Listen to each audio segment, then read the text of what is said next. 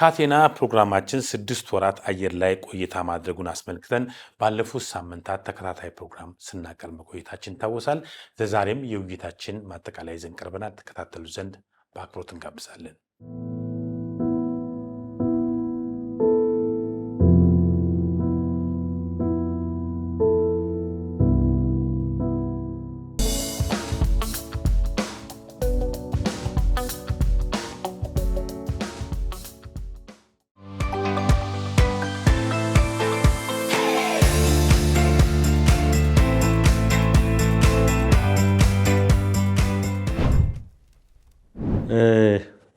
አሳዛኝ ነው። ይሄ ደግሞ በጣም የሚገርም ነው። ግን እንዴት ተፈጸመ? ዘግናኝነቱ ሊገለጽ አይችልም። እና አራስ ለመጠየቅ ሄደው ታስታውስ እንደሆን ገንፎ ተዘጋጅቶላቸው እንደ ባህሉ ማለት ነው ገንፎ ተዘጋጅቶላቸው የተመገቡ 9 ሰዎች ናቸው በዛ በገንፎ ተመርዘው የሞቱት። የሚገርመው ምንድነው የመረዘው? አራሷ ብቻ ነች ያልተመገበችውና የተረፈችው። 9ኙም አልቀዋል። በኋላ ሁኔታው ሲጣራ ምንድነው በምን ምክንያት ነው እንግዲህ ያው ወንጀል ከደረሰ በኋላ ኮዙን ነው ወደ ማጣራት የምትሄደው። ወደ ኋላ ተሄደው ምርመራ ሲደረግ የሚገርመው ነገር መርዛማ የሆነ በጣም ረጅም እባብ ከገንፎ ጋር ተቀቅሎ ሳይሆን አይቀርም የተባለው። ምክንያቱም ቅሪቱ ስለተገኘ ይመስለኛል። እጅግ አሳዛኝ ነው። እንግዲህ 9 ሰዎች በአንድ ጊዜ ልቅ ያሉበት እሱን ላይ እየራብቅተናል። ምክንያቱም ዜናውን ማብቃቱ አልነበረም። እኛ በተመሳሳይ እንዲህ አይነት ደግሞ የተመረዘ ምግብን በልተው ያለቁ ቤተሰቦች አሉ። ሌላው ዜና እሱም እንደዚሁ መላው ቤተሰብ እናት፣ 6 ልጆች፣ አባት ናቸው የተመገቡት። በሚገርም ሁኔታ በምን እንደተመረዘ እሱ ደግሞ አልታወቀም። ግን 6 ልጆቻቸውና አባትየው ሲሞቱ እናት በኮማ ውስጥ ሆና ለረጅም ጊዜ ሕክምና ሲደረግላት ነበር። በጣም የሚያሳዝነው ነገር ግን አባትም 6 ልጆቿም ሲሞቱ እሷ በሰመመን ስለነበረች ማን ይሙት ማን ይኖር የምታውቀው ነገር አልነበረም። እንዲህ አይነት በጣም አሳዛኝ የሆኑ ነገሮች አሉ። በተለይ በገጠራማው አካባቢ እንደዚህ አይነት ነገሮች ተደጋግመው ይከሰታሉ። እኛም እንደምናስታውሰው ከአንዳንድ ኬዞችን መነሻ ሆኖ እንደምናስባቸው እንደዚህ ለአረም ተባይ ማጥፊያ የሚመጡ መድኃኒቶች፣ በጠርሙስ የሚቀመጡ ምግብ አካባቢ የሚሆኑ ለልጆች ፊት ለፊት የተጋለጡ እንደዚህ አይነት መርዛማ ነገሮች እንደ ውሃም ሆነው ከምግብ ጋር ተጨምሮ በስለው ያጋጠሙ ነገሮች ስላሉ እንዲህ አይነቶቹን ዜናዎች ወደ አየር ስናመጣ ህብረተሰቡ አዝኖ እንባውን አፍሶ ከንፈሩን መጥቶ እንዲያልፋቸው አይደለም፣ ጥንቃቄ መደረግ እንደሚገባው ስለምናስብ ስለሆነበት እንደዚህ አይነት ነገሮች አሉ። እነዚህ ያው ፋክትም ያላቸው አሉ። ከከረሙ ጋዜጦቻችንም የምናወጣቸው ነገሮች እንዳሉ ሆኖ ማለት ነው። እዚህ ላይ አንድ ነገር ልመርቅልህ። ከከረሙ ጋዜጦቻችን ምክንያት አለን። አንደኛ ዘና ለማድረግ ነው። ሁለተኛ በየዘመኑ ተመሳሳይ ወንጀሎች ሊፈጸሙ ስለሚችሉ ማስተማሪያ እንዲሆኑ ብለን ነው። ነገር ግን አንድ ደግሞ እንዲሁ ዝም ብለን የያዘኑን ፓርት ብቻ እንትን እንዳንል አንድ አባት ስጋ ከልኳንዳ ገዝተው ትልቅ ብልት ይዘው ወደ ቤታቸው ይሄዳሉ።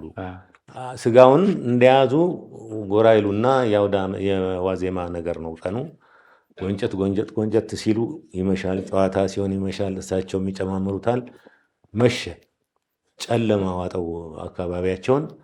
ስጋቸውን ይዘው ወደ ቤታቸው ለመሄድ ሲሉ ስጋት ያድርባቸው።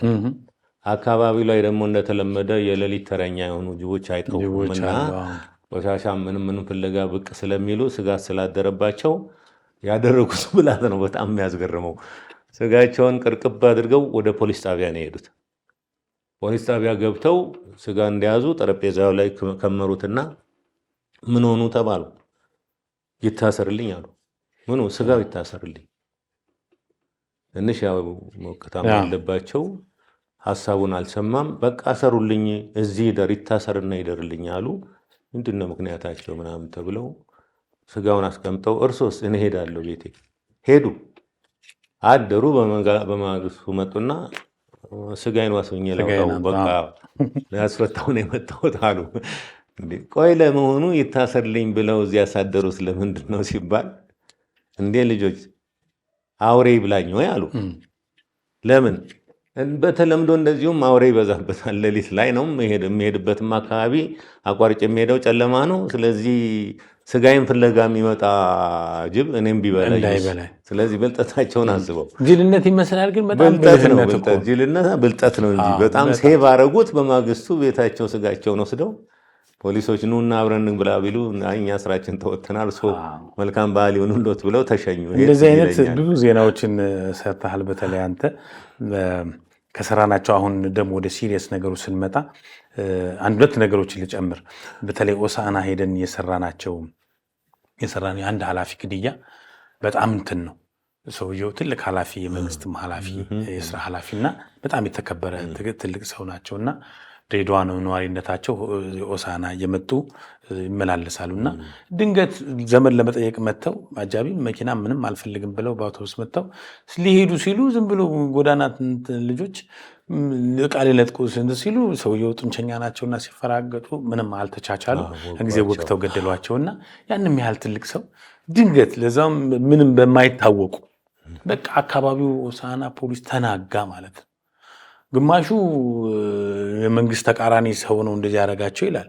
ግማሹ የሆነ ሰው ተከትሏቸው መጡ። በቃ በጣም ከባድ ጫና ነበረና እንደምንም አድርገው ፖሊሶች ከአንድ ወር በላይ እየተከተሉ ጢሻ ውስጥ እያደሩ እነዛን 3 ግብረ አበሮች ይዘው አምነው ለፖሊስ ለፍትህ ይፋ ያደረጉበት አጋጣሚ አለና ይሄ የፕሮግራማችን ዋና ዓላማ። ልፋታቸውን ብታይ ፖሊሶቹ ሲነግሩ በቃ ይሄ ባይሆን የህዝቡን አመኔታ በጣም ማግኘት አይችልም ነበር።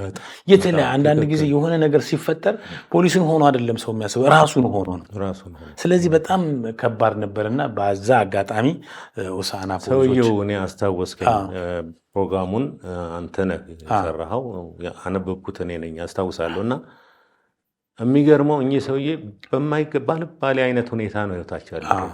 ነገር ግን ድሬዳዋ ላይ በጣም ከባለስልጣንነታቸው በላይ በጣም ለማህበረሰቡ የልማት ስራ አጋዥ የሆኑ ድሬዳዋ ላይ በጣም ትልቅ አስተዋጽኦ ያላቸው የሚወደዱ የሚከበሩ የነበሩ እዛም ሀገራቸው ሄደው ቤተሰብ ለመጠየቅ ብቻ አይደለም ብዙ ጊዜ የሚመጡት። እዛ አካባቢ ያለውን የልማት ስራ ማህበረሰቡ ሊታገዝበት የሚገቡ ነገሮችን የሚደግፉ ቤተሰቦቻቸውን የሚያቋቁሙ የሚጦሩ የሚደግፉ ነበሩ። በተራ ነገር ነው ህይወታቸው የጠፋ። ነገር ግን ፖሊሶች ደማቸውን አወጡላቸው። እሳቸው መተካት ባይችሉም ነገሩ ለሌላው ማስተማሪያ ሆኖ የጥንቃቄ ምልክት አስተላልፈው ያለፈው ፖሊሶቹ በጣም ህብረተሰቡ በጣም ደስተኛ ነው። እንደ መጨረሻ እንግዲህ ከእንትን ካልናቸው የድሬዳዎቹን አንተን አሁንም ያነበብከው ድሬዳዋኛን ሴትዮ ገሎ በጣም በሚገርም ሁኔታ ዝም ብሎ ቁጭ ብሎ ቡና እየጠጡ ሲያወጡ ትንሽ ብር ቦርሳቸው ውስጥ ለሱ ብሎ አንቆ ገሎ ቤት ውስጥ ቀብሮ እሱ አይደለም መቀበሩ ምናምን ሶኬ እና አፋላጊ ሆኖ ጎረቤት የጠፉ እያለ ሲያፋልግ ከርሞ መጨረሻ ላይ ቤቱ ሲታደስ አንዳንድ ጊዜ ተረሰዋል። እንደዚህ ከዚህ በፊት ማስታወሳል። በቃ ቤቱን እናድሳለን ብለው የድር ቤት ነበረ አስወጡትና እሱ ሲታደስ አጽማቸው ተገኘ። እሱ አይደለም አሁን እንትን ያለ ሴትዮዋ ዘመድ ብዙም የላቸው ሁለት አሮጊቶች አሉ። እህቶቻቸው 2 አሮጊቶች አሉ። በቃ እነሱ ደከማቸው። እህታቸውን ፍለጋ ሄዱ። ደከሙ። አካላቸው ሁሉ ድክምክም አለ። በቃ ቤታቸው አላህ አንተ ታውቃለህ ብለው አሳልፈው ሰጥተው ተገኙ። እንግዲህ አስከሬኑ ሲገኝ በጣም ደስተኛ ናቸውና እነሱን ሰዎች በስልክም የላቸውም ምንም የላቸውም። ለማግኘት የሄድንበት የእግር ጉዞ ልነግርህ አልችልም። ደግሞ ለመኪናም አይመችም።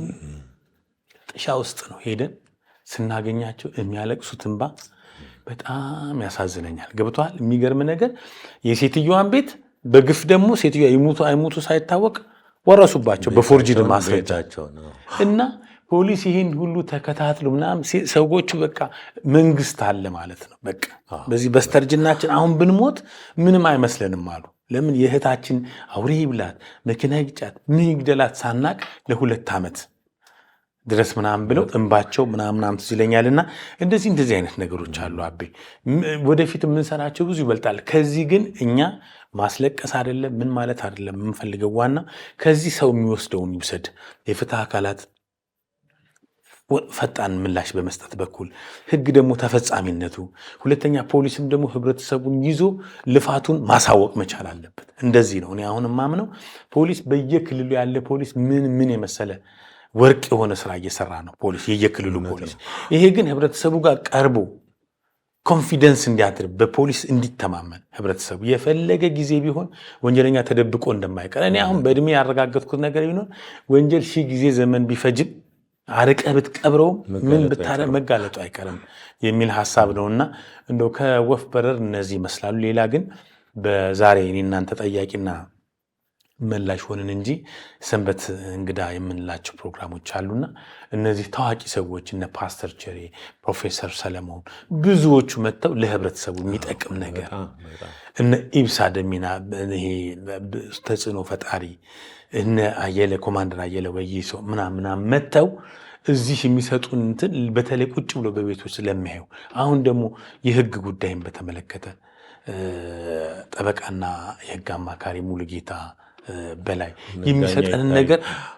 የሚሰጠን ነገር ቀላል ነገር አይደለም እና ህብረተሰቡ ቁጭ ብሎ ሲያይ ሁሉንም አይነት የህግ እውቀትም እንዲኖረው አለማወቅ ከህግ ተጠያቂነት አይደለም ብለን አይደል የተነሳ ነው። ስለዚህ ህብረተሰቡ እንዲህ እንዲያደርግ የተባበሩንን ሁሉ በአንድ ስልክ መተው እሺ ከእናንተ ጋር ህብረተሰቡ ማስተማር እንፈልጋለን ላሉን ሁሉ እጅግ በጣም ለማመስገን እንወዳለን። ወደፊትም ተባባሪ ለሚሆኑልን ከወዲሁ ምስጋና እናቀርባለን። በፕሮግራማችን ዝርዝሮች ላይ ይህን ያህል ከተወያየን አሁን እንግዲህ በእነዚህ ጉዳዮች ላይ የምንለው ቆይታችን በዚህ ላይ የሚያበቃ ይመስለኛል። ነገር ግን በቀጣይስ እንግዲህ 6 ወሮች በእንዲህ አይነት ሁኔታ በወፍ በረር ያቀረብነውን አይነት መስለው አልፈዋል። ብዙዎችም በዚህ ሰዓት ውስጥ ተጠቃለው ሊሄዱ የማይችሉ ጉዳዮች አሉ። ነገር ግን ቀጣይስ መጪዎችን 6 ወራት በምን መንገድ እንዴት አቅደን እንዴት መንቀሳቀስ ከማን ጋር በምን ድጋፍ መስራት እንዳለብን ደግሞ ትንሽ ተጨማሪ ሐሳብ ብትሰጣታ ላይ እንግዲህ አቤ ያው ስንጀምር ታውቀዋለህ አንድ ፕሮግራም ሲጀመር የሙከራ ጊዜ ነው። እስካሁን የ6 ወር እንግዲህ ከሙከራም በላይ ነው። በደንብ ያው እኛ ሙከራ አያስፈልገንም ኖርማሊ ኦልሬዲ ስንሰራ የነበር ነው ስለነበርና 6 ወራችን ነው። ለዚህ ነው አሁን እናንተ ቁጭ ብለን መነጋገር ያስፈልገንና ይሄ እንደ ዝግጅት ጊዜም እንደ ሙከራም ጊዜ በደንብ ተመልካቹን የሚያየንበት የፖሊስ አባላትንም በደንብ እንትን ያለበት ስለሆነ በቂ ነው። ከዚህ በኋላ ግን ይሄ ፕሮግራም በቂ አይደለም። ሰዓቱም ራሱ መስፋት የሚችል ፕሮግራም በጣም በርካታ ነገሮች አሉት ውስጡ። የፖሊስ ስራ የማይመለከተው አካል የለም። በነገር ላይ እኛ ሀገር የሆነ ነው ግን ከበፊቱ ይሻላል እንጂ ፖሊስን የማይደግፍ የማይመለከት ተቋም የለም። የሰላም የጸጥታ ጉዳይ አይመለከተውም የሚባል አካል የለም። ሁሉም ይመለከተዋል። ስለዚህ እኛ እናሰፋዋል። በተለይ ህፃናት ላይ የሚደርሱ ወንጀሎች አሁን ከአሰቃቂነትም በላይ ናቸው። ራሱን የቻለ አንድ ሰብታይትል ሆኖ ሊቀርብ የሚገባው ነገር ነው። ሌሎች ቅድም የተባባልንባቸው የመሰረተ ልማት ጥፋቶችን በተመለከተ የህግ እውቀትን በተመለከተ ስለዚህ ህብረተሰቡ እንዲከታተለን እኛ የምንፈልገው ከዚህ በኋላ ያሉትን ፕሮግራሞች አስፍተን ማየት አለብን። አስፍተን የአየር ሰዓት ጨምረን የስርጭት ጊዜም ጨምረን በጣም ብዙ ነገር ለመስራት ነው እቅዳችንና ቅድም ሃይላይት አድርገነዋል። በተለይ ሌሎች ክልሎች ላይ እስካሁን ያልዳሰስናቸው ክልሎች አሁን ደብዳቤ እየበተንና አስቸኳይ ምላሽ ቢሰጡን ቢዚ ነው እኛ መሆን ያለብን። ስለዚህ ከሁሉም ክልሎች አይመለከተውም የሚባል ክልልም እየዞርን ለህብረተሰቡ ተደራሽ የሚሆን ህብረተሰቡ የሚማርበት አስተያየት የሚሰጥበት ወንጀል የሚጠላበት ከሁሉ በላይ በተለይ እኔ ብዙ ጊዜ አውርተነዋል። ይሄ በህፃናት ላይ የሚደርስ ነገር በቃ አእምሮ እስከ መታመም ድረስ ነው። ሄዶ በተለይ አስገድዶ መድፈር ሄዶ 2 ዓመት ልጅ ላይ ደረሰ። በቃ ወይ ምንድን ነው አሁን እነዚህ ነገሮች ላይ ፓናልም ማዘጋጀት ካለብን ፓናል እናዘጋጃለን።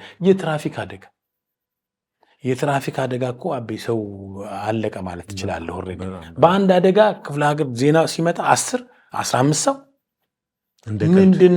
ምንድነው መደረግ ያለበት?